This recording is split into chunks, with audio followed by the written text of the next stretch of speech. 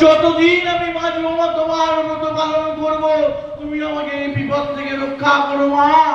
তখন মা দৈববাণী হলেন, বললেন রানী, আমি তোর ডাকে প্রসন্ন হয়েছি। বিপদকালে যে আমাকে স্মরণ করে তাকে বিপদ থেকে রক্ষা করাই আমার কাজ। তাই তো আমার আরেক নাম বিপত্তারিণী চণ্ডী। যা, তোর পাত্রে আর অস্পৃশ্য গোমাংস নেই, আমি ফলে ফুলে পূর্ণ করে দিলাম। গিয়ে রাজামশাইকে দেখা। এমন সময় রাজামশাই রানীর ঘরে উপস্থিত হলেন।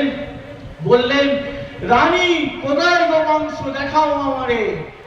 তখন ফলে ফুলে পাত্র পূর্ণ। রাজামশাইকে দেখাতে রাজামশাই বললেন, আমি ফলে ফুলে পূর্ণ পাত্র দেখতে চাইনি, আমি দেখতে চাইছি গোমাংস ভরা পাত্র।